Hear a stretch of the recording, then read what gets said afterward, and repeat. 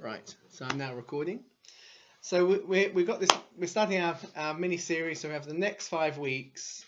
We're going to take a kind of an overview of the book of Exodus. We're not going to be doing it in detail because it's just not the time. But the approach I wanted to be, as some of you will know, I'm being very kind of deliberately lazy, I should say, in these things. In that I wanted to do this because I'm starting to write the next book in the Jesus Centered or the Jesus In series, which is Jesus in the Great Escape. And so I figured if I put work into doing these presentations, each evening will probably turn into about 5 pages in the book. It will take 2 hours to deliver, but it'll be just 5 pages in the book. So in that sense, it kind of helps me as a kind of get a bit of a kick off, get some things moving, and so on, which is good. And now I can't help but mention, because the next book goes to the printer next week, so it will be with you by the beginning of February. So if anyone is coming on the February the 10th, we'll be doing the sort of launch event. It'd be great to see you there. But the wonderful thing is, I got a really good endorsement from Graham Kendrick on it. So I was just explaining in my insecurity in these things. I'd sent him the text as we'd kind of got it finished. When I say finished, it's not polished, but it's gone for layout to the publisher, because then you start to see things that you don't see when they start to lay it out. And so I'd sent him it, and as I was reading through it, I was thinking, oh, this is terrible. This is the worst thing I've ever read, and I wrote it. So so I was actually feeling quite insecure about what was coming back. But I was just saying to John, you go through these cycles when you're writing.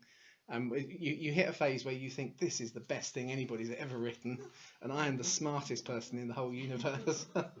and then once you reflect back on it, you think, well, that's pretty rubbish, really, isn't it? So you kind of go through the ups and downs. Probably there's some truth in the middle, kind of, So I can't help but saying it will be with you soon. I am now back in a phase where I'm looking forward to it coming out, rather than being in that phase thinking this is a disaster. What did I do that for? Graham Kendrick said. Oh, so what did he say? Well, I got it. You'll see it now, going to go on the back and on the front, but along the lines of he very nicely said, that I have a real talent for excavating things he hadn't seen before, and that he found that he was page after page he was discovering things in the Psalms that he'd never seen, didn't realize were there, and that what I'd say in the foreword I'd said, which is there's a place where actually the revelation of Jesus becomes part of your worship, and saying he kind of affirmed that was his feeling, as you kind of see Jesus in things, it actually does become worship, not just them learning.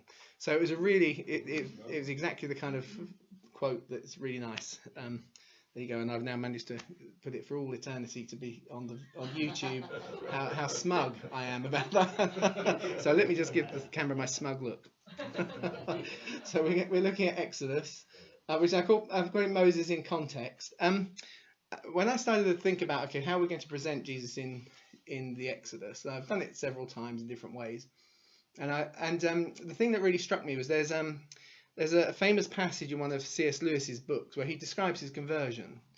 He describes it in several different ways because it's a long process for him. But he has a conversation with Tolkien, who in his frustration, because he cannot understand the cross, and Tolkien said to him, you just got to stop trying to analyze it forensically. Think of it as a myth that really happened. And that spoke to Lewis because he spent his time in classical literature. The idea of something mythological, but something that actually happens historically. And he said that suddenly made sense to him. And actually, it's wonderful because I think that becomes what is one of my favourite C.S. Lewis quotes, where he says, it's not so much that I saw the light and found Jesus. It was that Jesus became the light by which I saw everything else. I mean, in other words, because you see, the idea of the myth is something that explains the world around you. See, we think often as myth as being something not true. And the ancient world didn't see it like that. They saw it as the stories that made sense of the world around them. And they often were stories that weren't true, but the point was that wasn't the number one thing about being a myth. And what you find when you come to the book of Exodus is the story of Exodus is like the gospel in the Old Testament. So the gospel is this historically worked out, physically acted out by real characters story, but its meaning is much bigger than just the events. The events are a good man who's a kind of a carpenter gets a bit of a following, gets crucified, died, and some people believe he's come back. That's the but mythologically, if you like, the meaning around the world, it transforms your way of thinking. And the shape that it's had for the good on the world is incredible.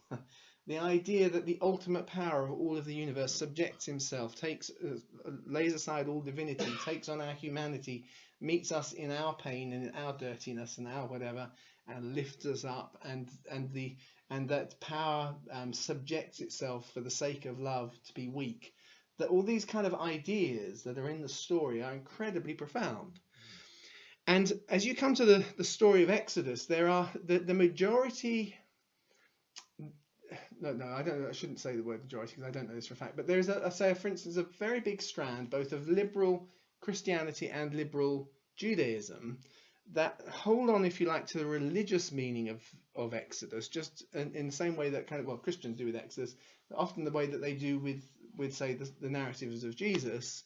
They don't really believe that the miracles actually happen, but somehow the story is important, and they hold on to those things. So there's a huge chunk of liberal Judaism and also liberal Christianity that see the profound nature of the story of Exodus, but for a long time there's been a kind of denial about the history. So I've called this, this is a myth that had to happen. You see, if it just was something that happened, it would just be an event in history and it wouldn't affect our faith. If that makes sense. But the thing is, it's still somehow fundamental to our faith. Not at the level whereby you have to believe in it, otherwise you're not a Christian, but in the sense of all of our understanding of Christianity is somehow shaped by things that are intrinsically worked into the story of Exodus. Does that make sense? So in other words, you have to, and it's hard to understand if it's just a story that doesn't have any relevance to history. It loses its power, if I can put it that way. It has more power by the fact it's happened, but it still has the kind of mythological meanings that. Sorry, this is a very long introduction before we get into the fun bits. The kind of things that we don't often realise is, for instance, and we'll unpack this as the weeks go by, but you'll see what I mean. Is the way in which God, who has been a tribal God, suddenly becomes a transcendent global God. In other words, monotheism comes out of the story. Even the fact that God gives them a new kind of name that embraces and kind of takes, but having just dealt with the whole pantheon of Egyptian gods, as we're going to see, the Passover actually deals directly in terms of its activity with the different gods of Egypt. And what you see is not that somehow God is not like Seth, who is somehow manifested in the thunder and lightning. Somehow God is bigger than the thunder and lightning, and yet he is able to do more in the thunder and lightning and the storm than Seth is able to do. And we often miss this, but actually as people look on it, say this is quite profound. That actually what is unique in the Exodus story is, for the first time in history, we have a God who is not somehow contained within nature, but somehow sits beyond time and across the perspectives and is moving somehow the moments and the drifts of history towards his own ends and purpose. And that is brand new in its day. We take it for granted because of 2,000 years of Christendom, but that is all wrapped up in this story of Exodus. And we'll draw it out as we go through the next few weeks. And Jesus comes and he acts a brand new, if you like, the New Testament myth in history, and it takes it further, if you like. But it's part of the same flow. It's part of the same flow. So Exodus, as I say, is kind of like, in being a myth that actually happens in history, it's kind of like the Old Testament's gospel. And just as all of the rest of the books of the New Testament refer back to the gospel, you find pretty much every book after Genesis, which is kind of like the prelude to Exodus, everything else that comes afterwards is referring back to the Exodus. The Psalms, all about the Exodus. And Deuteronomy, the sins and divisions are always kind of cast in terms of the Exodus. And the thing, as I say again, is quite astounding, is that the word Hebrew, God of the Hebrews, in its original context means a stateless person, someone without a state. which I always think is incredibly profound in its own way. That the God of the Exodus is a person who takes people who don't find a home in any kind of earthly identity, earthly state structure, but actually they find one in eternal structure in the heart of God. That's part of the myth, if you like. Which is perhaps why Christendom and Judaism have always found themselves in conflict with the ideas of state. Doesn't matter what period of history you look at, you find even at periods where the state is trying to co-opt those things and force their way, you find real believers who find themselves in antagonism with the state, and that's fundamentally because there are two ideas at clash here, if I can put it that way. And so anyway, it's all there. But we're going to kind of so this week we're going to really look at the kind of the foundations of how historic this is. So as I was thinking about, well, that's the line I want to take with the book, is that this is a myth that really happened. So we're going to look at things that I've done in the past, which we will probably cover as we go through this. But for instance, like when Moses leads them through the Red Sea and they come out and they sing at the other end, in English we often hear it is he has triumphed gloriously, but actually the Hebrew is just simply he has risen. Which is really nice. As they come through the Red Sea, they come up singing he's risen. Not we've risen, but he's risen. And as they stand before they go into the Red Sea, and Moses says, look and see the salvation, and the word he uses is the name Yeshua.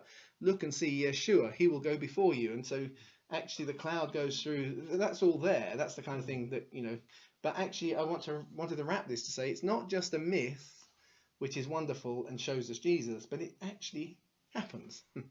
And it's a hugely debated subject, but it's really interesting that this pendulum is swinging at the moment back towards discovering the history. If I kind of flip through these, hang on, let me just, what happens is when I don't touch my computer for a while, the Bluetooth link between my, there it goes, right, that's going through again, right, so let's, so if you have to tell some of the story as to how we've lost the history of the Exodus, and we're going to start kind of retelling it. And the late 19th century and the early 20th century, I was going to say archaeology was producing physical evidence for the events in the Bible. So that's a really good start. And actually, if you went through schooling kind of in the 50s or whatever, that's the story you came out with, is that archaeology confirms the Bible, which is good. So it is a good instance of this, but interestingly, it's an instance that has turned something, and it's a kind of a strange one, as we're going to see, because it's the long-term effect has been it's removed confidence. But there's the man who's sometimes referred to as the father of Egyptian hieroglyphs was a French archaeologist, Jean-Francis Campion, who was the first to decipher them, work out how they could be read, and because of his skills in those things, he got sent off on an archaeological trip. And he went to the temple of Amun-Re to decipher hieroglyphs. There he comes across a victory motif by a pharaoh called Shoshenq, and he was convinced that Shoshenq was a pharaoh that we read about in the Bible, whose name is Shishak. And so he concludes that Shoshenq equals Shishak because in the victory motifs it shows Shishak in the Bible conquers Judah. And in the victory motifs, we find a reference to the kingdom of Judah in his victory motifs. You see the logic? Mm-hmm. So he was very excited, and that's all going into the mix, you see. Things that we read about in the Bible, we need now deciphering them for the first time from Egyptian hieroglyphs. Then in the 1950s, and I didn't go to the school in the 50s, I went to school in the 70s. But 20 years later, I remember talking about this in my first year at secondary school in a history lesson. But in the 1950s, but that identification of Shishak and Shoshenq produced in kind of archaeological circles and in Christian thinking an identification of the pharaoh of the Exodus as being Ramesses. Okay. So if you, my kids, one of their favourite films of all time is Prince of Egypt, the cartoon version. And there it is Ramesses, and if you watch the old Hollywood films, there is Yul Brynner, and what's his name? He's Ramesses on this occasion. He's that connection comes out of that connection with a biblical king called Shoshenq and Shishak, and we work our kind of way back through the list. So therefore, but some evangelicals, we'll think about in a bit, had worked out, and because there were basically two. There was the majority opinion that dominated in the US and became the standard. Saw the Moses of the I keep wanting to say Moses of the Apocalypse, the Pharaoh of the Exodus. That sounds like it would be a really good film, doesn't it? I'd go and see that. Maybe I wouldn't. Moses of the Apocalypse, as Ramses. But I remember and then, for instance, the archaeologists were discovering that Jericho had been destroyed and its walls had collapsed, which kind of, again, is what's there in the Bible. The thing I'm putting here is 1950s, so just the time when Yul Brynner is donning kind of the garb and being Ramesses. There was an excavation done of Jericho by Kathleen Kenyon, but as she looked at it in detail, she discovered that the destruction of Jericho happened several hundred years too early. And in actual fact, that at the time of the Exodus, as we understand it, at the time of Ramesses, there was no city of Jericho. So if there was no city of Jericho at the time of the Exodus, then the story in the Bible can't be true. Does that make sense? And so we had this strange situation. The reason I remember it is I remember my history teacher in my first year explaining that because we were looking at biblical archaeology and saying it's interesting that the way as I reflect on it, I think this was probably true of people like him who had gone through university, studied it, and now in school. They were sort of saying, so on one side, the walls really did come down, but the date seems to be wrong. Well, probably these things will resolve themselves eventually. That was his kind of logic. Does that make sense? At some point we'll get it worked out, but you can see physically this place really did exist and the walls really did fall down, but it didn't. It actually got worse, because in the kind of the hardcore academic circles, the views started to solidify.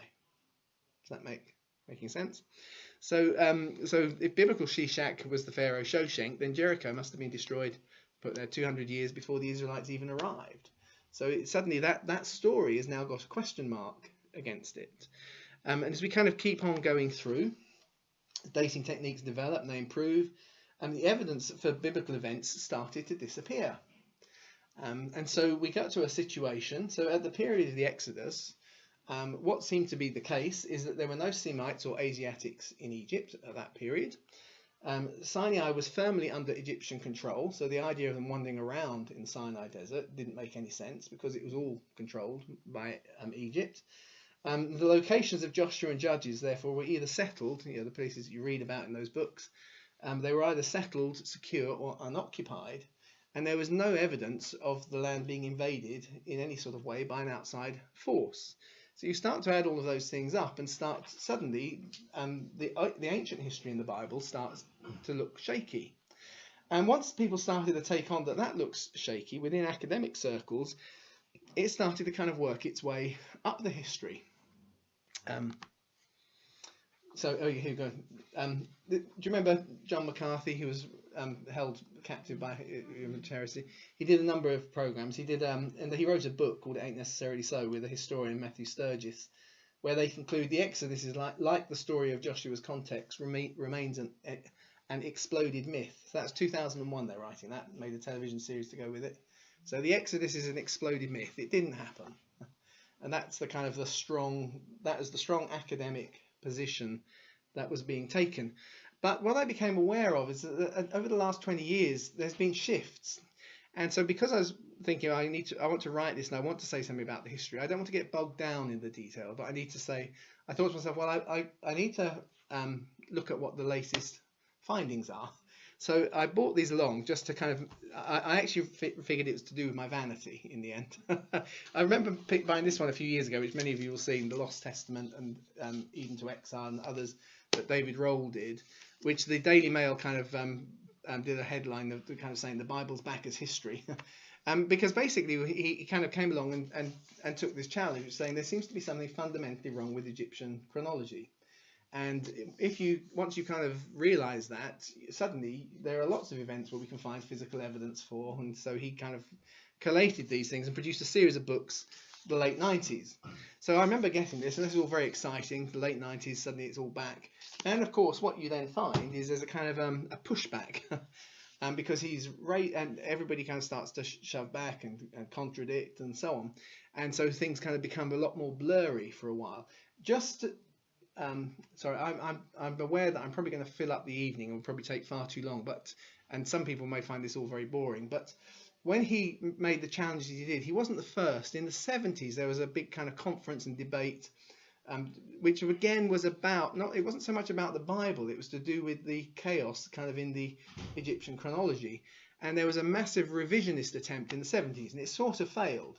But it kind of entrenched in those who were invested in the established status quo. So when David Roll comes along, he's not inventing new problems. He's looking at the same old problems that were being seen before, but saying, well, you failed to find a solution then. Can we find a new one? And what he found is a big kind of pushback. But the thing is, of course, a number of folks stopped and listened this time. And so since the late 90s, what has actually been happening in archaeology is more and more facts are coming to the fore, which have to be explained. Okay, and so so I thought to myself, well, I want to read a bit more widely. So there was in particular, this one came out at the end of last year, so it is really quite recent. This is by one of those who takes a more liberal Judaism. He's a Jewish liberal, and he takes a kind of the myth line, but what's really interesting is he has to acknowledge that in actual fact the myth is definitely built on things that really happened in history. They may not be the way we'd imagine them happening in history, because there are some things that are almost impossible to explain if there was no history, and we'll cover some of those things that he touches on. You know, there are artifacts of Israel in Egypt which are kind of difficult to explain. There are traces of Egypt in Israel which are hard to explain. It's difficult to explain, as he points out in the book, how it's in one of Kings, I think, or Chronicles, that there's a description given of the origins of the Canaanites, which is actually less. There's less, which is about the origins of the Canaanites nobody knew, and when they discovered them, the origin of the Canaanites included in the Bible is 100% correct. He said it's difficult to imagine that the people of Israel remembered the origins of the people who were attacking them, but didn't know their own origins correctly for the same period of time. Does that make sense? And he's saying the trouble is we have to be real. This is a problem really for a historian. In popular culture, it isn't. They can ignore arguments like that. You know, it's a bit like if you say to someone who doesn't believe in the resurrection, what made the church go through what they did? How do you explain the growth? That doesn't impress them at all. Well, it's just the way it went. But real historians have struggled with how do you explain the growth of this church. So one secular historian wrote saying, even if we don't believe it, there's no doubt that a huge chunk of the explanation for the growth of the church is because they had a reputation for miracles. So, you know, he's basically saying, as a modern historian, I don't believe in miracles, but we have to understand that people obviously believe they did see them, because as you look at actually the story of the history of how come it broke into places, it always went with miracles. and how come it really got there if that wasn't what people thought? Does that make sense? So it's his arguments are like that, but he's driving back that there's real history here. So let's keep going. So yeah, during the 90s, younger archaeologists started pointing out the only real error in all of this was to do with dating. It's a bit like my history teacher, kind of, you know, who's probably gone through it all for years. He's looked at both and thought, well, the dates don't match, but the physical evidence does. Does that make sense? And people start saying, well, the trouble is, there is evidence for these things. It's just that it doesn't fit within the timelines that we currently have. And if you shift the calendar by a few centuries, then suddenly, ... I can't remember what I put here because I wrote this yesterday. Suddenly, here we go. We do find that there's a large community of Semites in Egypt, and that suddenly they disappear. So they're there for a bit, and suddenly they're not. Oh, that sounds like an exodus, doesn't it? You know? Shortly after they disappear, that's just when Jericho gets destroyed. You know, it's not rocket science, if I can put it this way, but it's just 300 years not in the right place. And all over Canaan, cities are being attacked and left empty, just like we read about in Joshua. Suddenly we've got those kind of things, and there is a very real period of history. But when does it actually happen? We've kind of got the physical evidence, but actually we have this argument as to how do you fit the bits together. Um, there's after the kind of the pushback against David Rohl's kind of what he called the new chronology, which he didn't produce to prove the Bible. He produced it to try and solve problems with the Egyptian chronology. And at the heart of it, which has got nothing to do with the Bible, his solution is that there is a period where there are kind of two pharaohs, and we have two lists of pharaohs, and we have all sorts of strange things in that, because actually there seemed to be only one set of records for the history for these two sets of pharaohs, and his solution is they were co-regents. There were two different regions of Egypt. Does that make sense? Whereas the historic solution is one after the other, and then try and explain why there's such a thin layer of written and documentary evidence and so on for them. That's kind of at the heart of his approach to the Egyptian side. But because he got so much pushback, he kind of resurrected, as I've seen before, and I genuinely think, because some of you know, a lot of the non-biblical stuff I teach on tends to be around emotional and kind of behaviors and wisdoms and so on.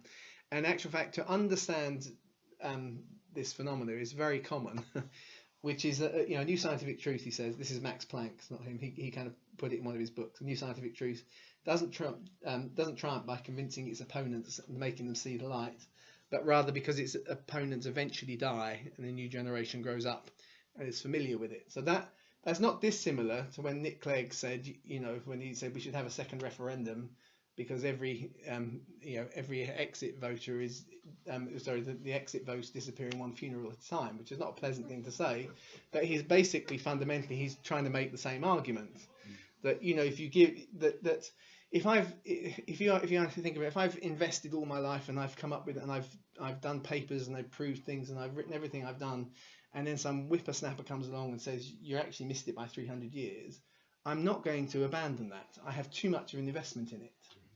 And from motivational psychology point of view, we refer to it as fear of loss. Actually, you have lost life that you can never take back. And the more you have invested in something, the more your brain will con you into believing it's true, even when you can see the evidence should be really plain to anybody else. But you can't see it. It's a genuine physiological, psychological phenomena. You cannot see logic that contradicts what you're too invested into. And that's not because you're not smart, because they've tested this against all IQs. It's true of everybody. We have a bias towards the things we've already invested our time into. And so this kind of phenomena is, it will probably be much more a generation that comes along that isn't so wedded to a system that has put their whole working career into, that will probably find the final solutions on it. I'm taking far too long, sorry. So here's a couple of quotes from current archaeologists, but you kind of get the feel of it. I'm very much against chronological revisionism. Competent historians have been working for decades. So he's not arguing here with the pros and cons of the argument. And this is often the phenomena when we have this emotional response, is we don't deal with the actual logic of the argument. It's actually, good historians have spent too much time. It can't be wrong. That's the kind of... I'm not into this business at all. There is no way to change or shift dates by centuries. I just mean forget it. You kind of get the feeling that this isn't, it's not an argued position. It's an emotional position. And in my kind moment, I totally get it. I will be the same on something I've invested too much into. So let's be realistic and fair to folks. From a Christian point of view, what's complicated is that one of the most important figures has been referred to as the evangelical king of chronology. Well, actually, I think it's my title. He's kind of revered as the of his generation. He is the man when it comes to Egyptian chronology, and he happens to be an evangelical Christian, and he is one of the most vociferously against any revision of timelines. So from a Christian point of view, a lot of the current generation of the best academics don't like the idea of revising timelines, but almost all of them have been mentored personally by someone who takes every opportunity Um, I actually saw today, because I do a lot of these, I'm flicking around on Wikipedia on his response to one piece of evidence on these things. He dismisses kind of almost out of hand, and in Wikipedia it actually says it's an unfair dismissal, given that in one of his own books he uses exactly the same argument to make his own point.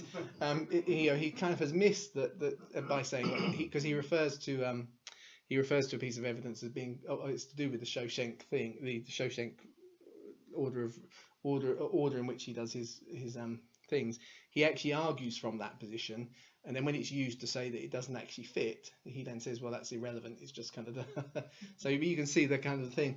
But as a result, therefore, you find even evangelical kind of Christians, therefore, it kind of are very much more shaped by trying to fit things into an old model. This first half, we're not getting into the detail. We're going to start telling the story in the second half after we have our tea break. But I just wanted to lay a good kind of solid foundation, and just to explain a little bit, because often it's easy to say this is there in 5 minutes, but sometimes it's nice to understand a little bit why things backwards and forwards and so on. But the funny thing is, so he rejects a revision of Egyptian chronology to make it fit the Bible, but strangely, in doing so, I'm going to unpack this statement in a minute.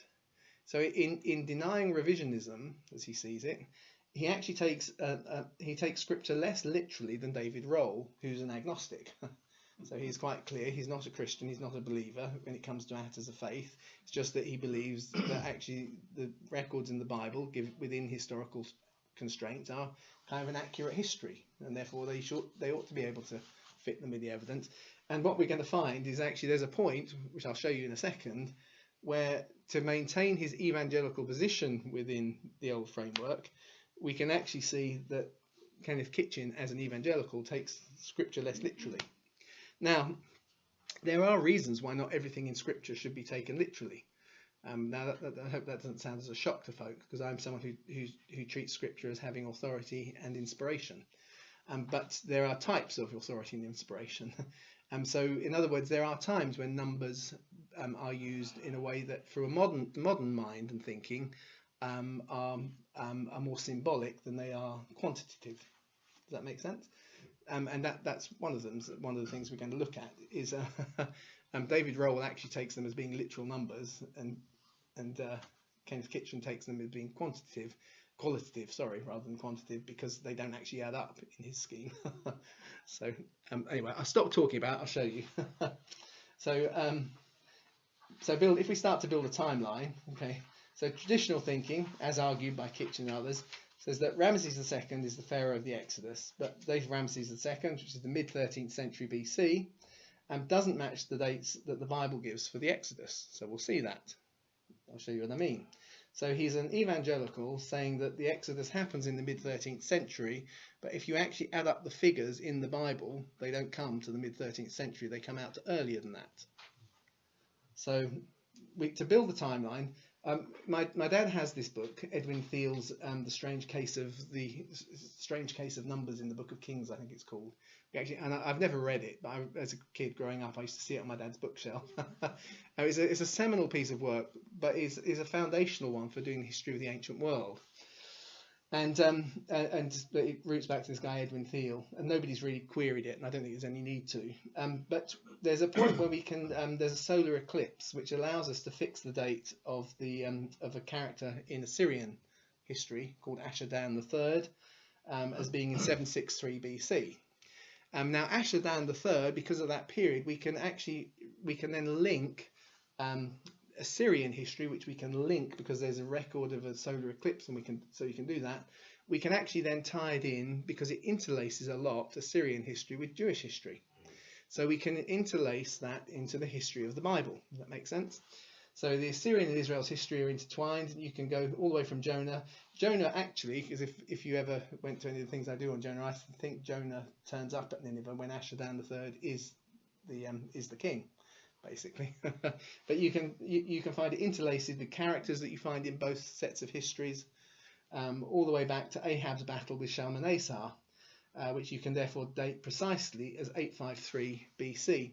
And fundamentally, everything that comes after 853 BC, there's no real argument with. Everything just fits really nicely. It's now as we go back beyond that, as we push back further than that. But what Edwin Thiele then did was he took that that connection that takes us down to that point. And he worked very carefully with the biblical lists in the Book of Kings and so on.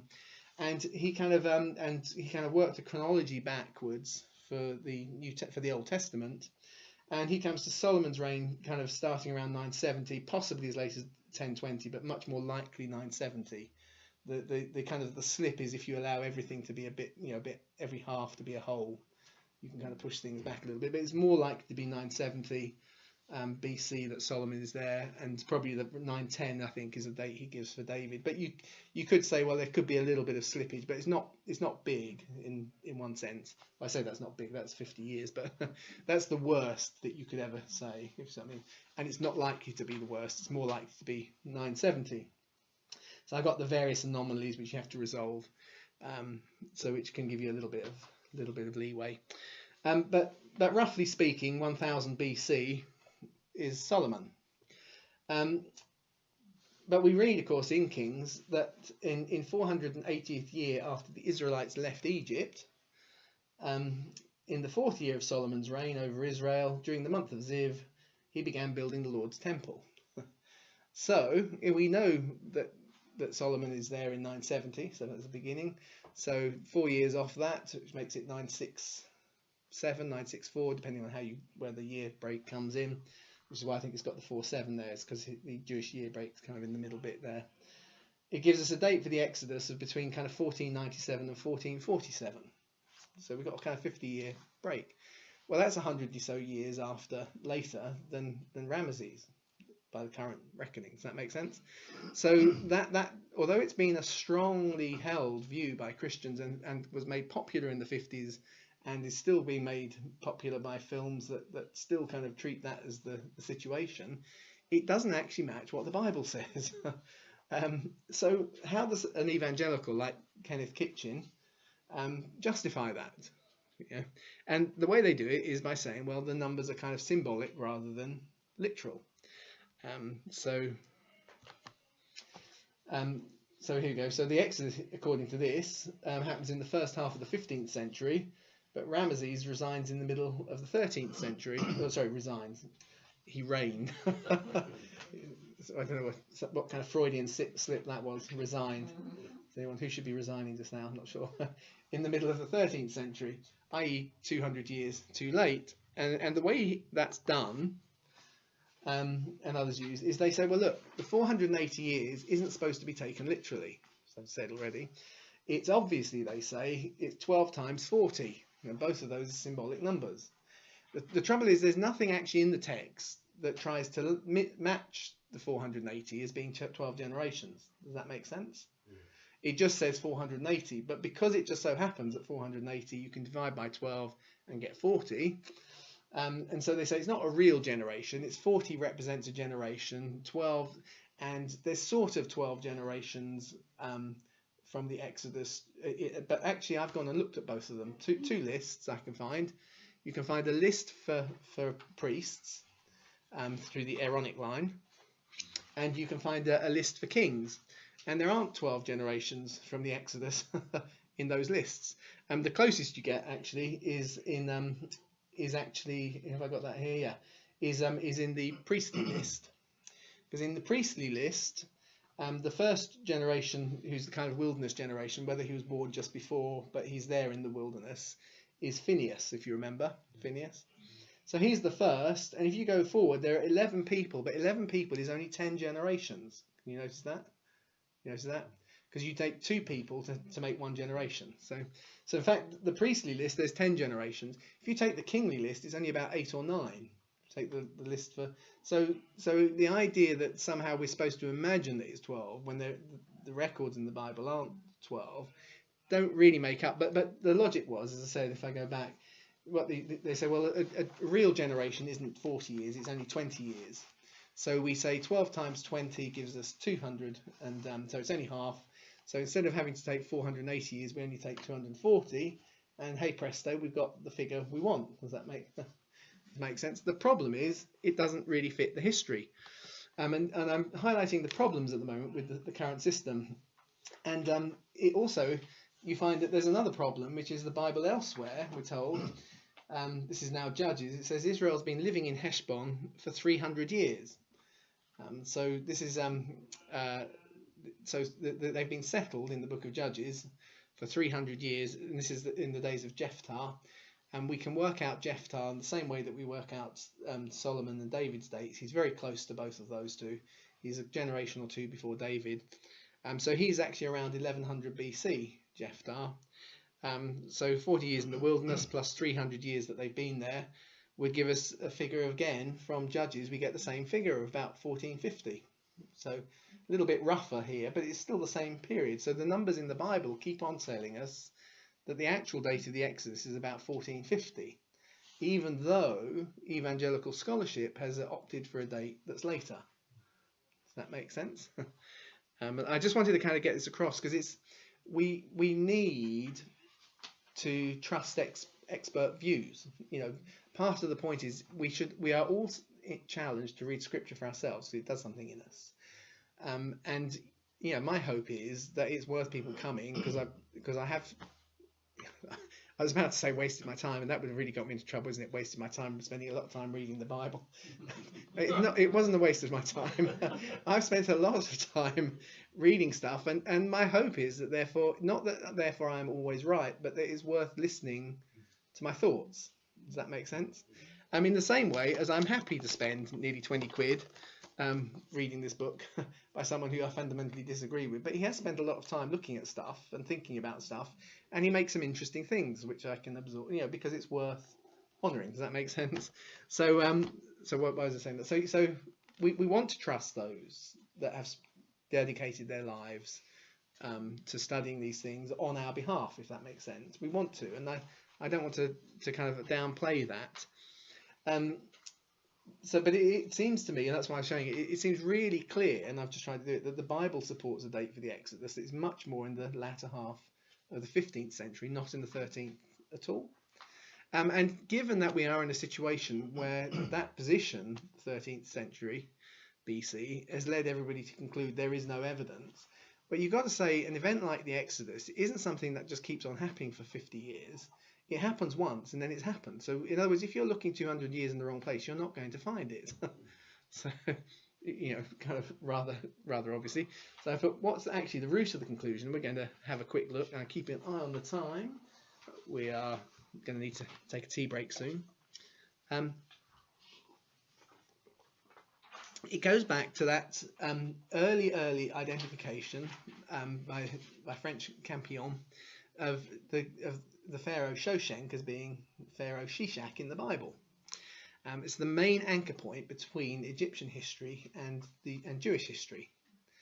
Now, the thing to be aware of here, remember how I started with Assyrian history? We took an astronomical event, which you can actually wind with a computer. You can wind back, and we can be really precise on when did that happen. So we anchored it. Unfortunately, the Egyptians weren't so hot on astrology or astronomy. In the ancient world, they're the same thing. And so we don't have such good records from Egypt as we do from other countries. So it's much harder to do that. So the strange thing is a lot more of Egyptian chronology is kind of relative chronology. It's kind of, well, so-and-so must have lived about this long, so that would give it that much. Because we haven't got these so many. There are some, without being too technical, but they tend to be smaller things that are cyclic. So they can't tell you, they're not your starting position, they can help fine tune. So something, for instance, one of the things that rotates every 25 years, it would be the cycles of the length of the month.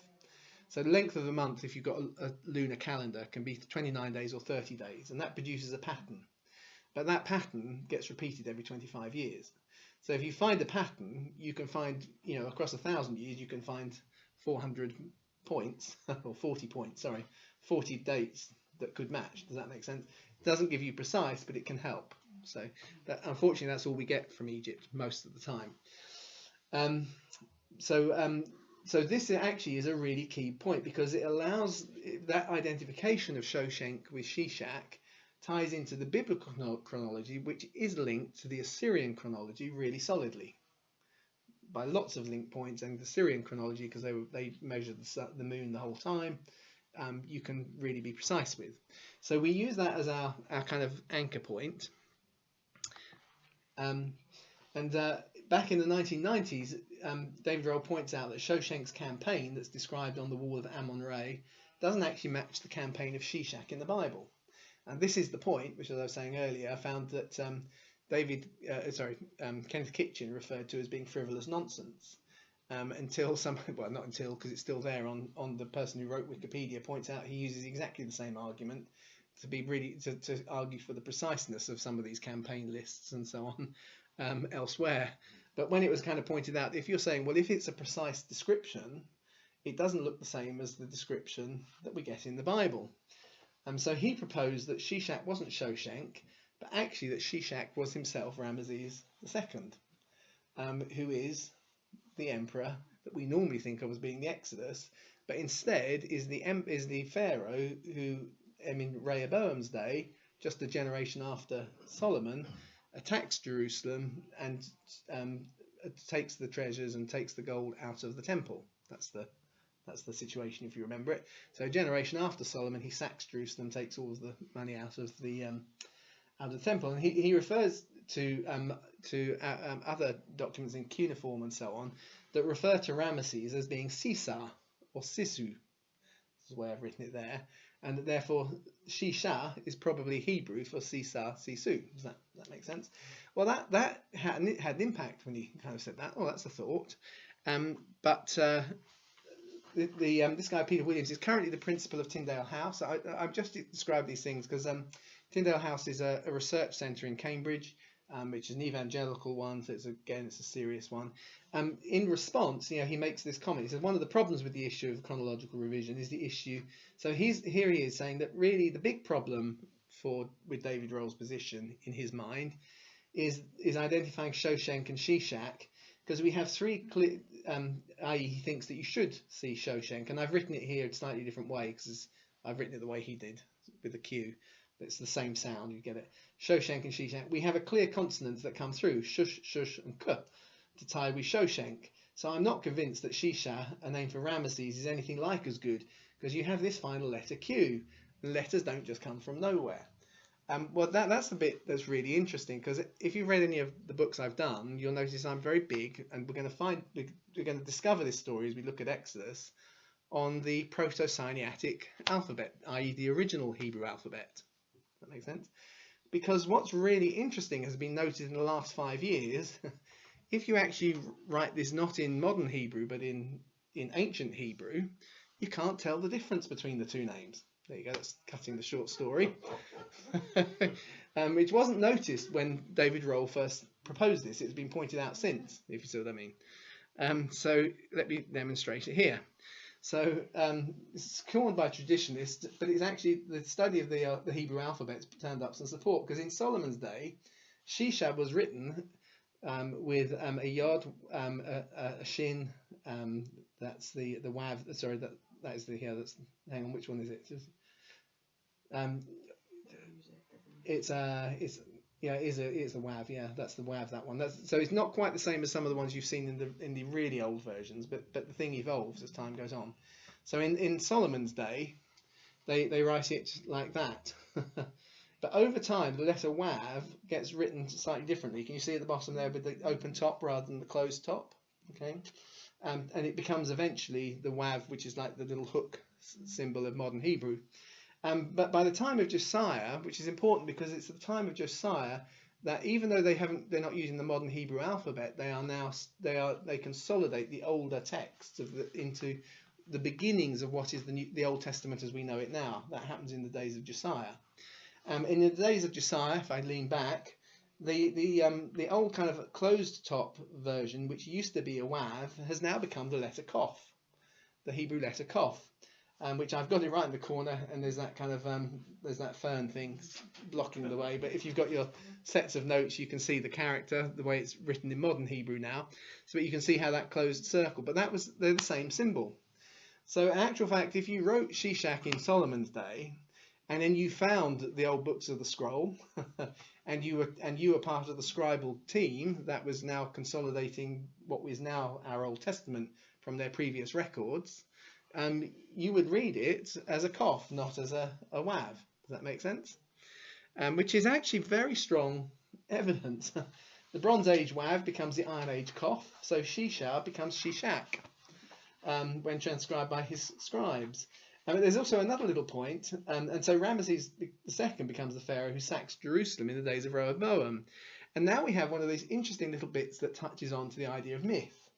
Because one of the things that the Bible writers do, which you can see, is they do modify people's names very often deliberately to make a point. So the queen that we know as Jezebel, who's married to Ahab, actually Jezebel means Lord of the Flies, doesn't it? I think is the but actually she's a real queen whose name is much more something along the lines of Yizarabel and so on, which meant Lord of something else, which is quite nice. But when the Jews have chosen to write the name down, they've given us with in quite firm terms exactly what they think of her. Similarly, the name Nimrod, actually we find in Sumerian records, but he's just Nimrah without the D. But you add the D, and it actually creates, in terms of the sound of the name, a connection with the idea of being a rebel. Does that make sense? So you see, the story is real history, but the tellers are also embodying some theology into it. Does that make sense? So it's quite possible that it wasn't just, it could have been just a scribal error. They could have just said it's a Kof, and I think it's a Kof, and we didn't realise. But maybe the scribe realised, but he looked at it and thought, you know what, that's a better idea, because the name Shishak, when you actually makes two Hebrew words, it comes from two Hebrew words then. So when the temple was built, David makes a reference to people having to bring gifts to the temple, and the gifts word he uses there are she. So the gifts are the she, and then the shak, which is Hebrew, is from, you can check it out, 7918 in Strong's Concordance, which although it's slightly different, but it sounds exactly the same as just the other shak, means to trap, to plunder, assuage, or pacify. And all of those things were true of what happens when Shishak comes down. He comes in, takes all the gifts out of the temple, and goes off satisfied. Does that make sense? Or he's plundered it. Either of those is fine. Those are all possible translations of the shak bit. So, although this was, when it was first proposed, was something that was kind of laughed about a bit, there's been a huge amount of work since the 2000s on the Proto-Sinaitic, and just one of the upshots is someone has made this observation, which I think is quite a good one, if you see what I mean. So you're beginning to see something that kind of ties us, is beginning to kind of give us some logic to tie us in. So yeah, I put there, so maybe the scribe did it deliberately. So what we're going to see is that all the extra years allow us to discover there's a vibrant, historically attested version of Exodus, but like Ramesses, it's kind of been written in a way that's going to convey meaning to us. So there are some things which are sort of more symbolic in the way it's been written, but fundamentally there's real history, as we're going to see. Just some last comments and observations, and then we'll take our break, but you'll like these ones because they've got pictures, so you don't have to look at the text. The problem, again, this is a problem with the old system, is that actually the history doesn't match up with things we find. So this is the Meneptah stele, or sometimes just called the Israel stele. And it actually contains, Meneptah is, I think he's one generation after Ramesses. I think it's his son. So one generation after Ramesses, we have a list of his victories, and he's got a kind of there's a whole list, and right down at the bottom we find the name Israel, but it's listed as if it's an established country. So again, if you go back to the traditional view, if the Exodus has only happened, they're still in the wilderness at this point. Does that make sense? So quite clearly, they weren't in the wilderness at this point. But you see, the problem is, people don't care because they don't think it happened anyway. Does that make sense? Mm-hmm. The logic is, well, Israel came from somewhere, but they clearly were there the whole time. They were clearly just a sub-tribe who already lived there. Nobody came out of Egypt. Nobody did any conquering. There was just some people there. And so, funny thing is, this almost gets turned into evidence for that theory. Does that make sense? See, look, only a generation after they're supposed to have left, we find that they've already been there for quite some time. That's the kind of the logic. So, but of course, if we have pushed it back by a couple of hundred years, what we actually find is at the time when Ramesses went and fought them, they were a formidable enemy. They were worth recording that they'd beaten them. And then his son Merneptah comes a generation later and records the fact that he's beaten them in his own kind of victory thing. So you got the list here, and there's a kind of the way no one is raising his head among the 9 bows. That phrase, the 9 bows, means these are the 9 major powers. So Israel is listed a generation after Ramesses as being one of the major powers, alongside the Hatti, which is in Syro-Palestine, the Tehennu, which is Libya, Canaan, which of course we know, Ashkelon, which is a major fortified city, Giza, again, Yanoman, they're all fortified cities, Israel. So it's kind of listed amongst these major 9 powers. It'd be like saying, in the 20th century, there were the 5 world powers. And if I say, I would say, England or Britain, Russia, America, Germany. And then if I said Tahiti, you would think that was out of place. You would only expect me to say, I'm just trying to think who the 5th one was. Who was the 5th? France, wasn't it? And France was the 5th world power. You would expect, if I'm calling them the world powers, that I actually am listing things that are real powers. So there's just one little thing. Got a couple more, though, that kind of highlight what I'm driving at in this first session is wanted to see that the traditional dating just doesn't work. It doesn't work for biblical reasons.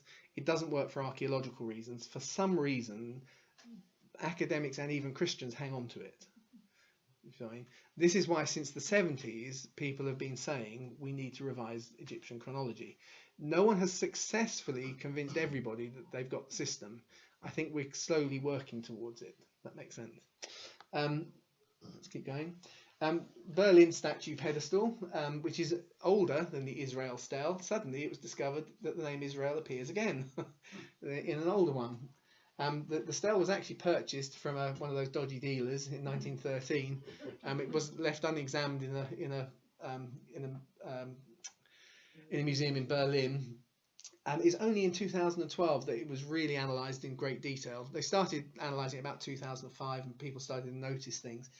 It's got a victory list, and there's little kind of, you see a little person, the pharaoh, standing over kind of those circles. Those circles are words that describe, and they list. And so in the bottom corner with the fern in front of it, we've got Ashkelon, Canaan, and then next to it the half broken one, which has been analysed now with X-ray things and so on. We can say with kind of 95% certainty says Israel. Since 2005, people have suggested it probably says Israel, because actually if you look at those places on the map, they're all next to each other. Again, it's one of those things. Why say Ashkelon, Canaan, and then say Timbuktu? It doesn't make sense. But actually, Israel is right next to them. And as it's been analysed, it's a slightly different spelling, but so are the other 2 places, and which is part of how we can say actually this pedestal is slightly older than the later one, because actually it's using older spellings for the other places, and we don't have any old spelling for Israel, so this is probably it. It's just one character difference to the later spelling. So Israel again, this one 1350 to 1250 is being described there in a victory parade.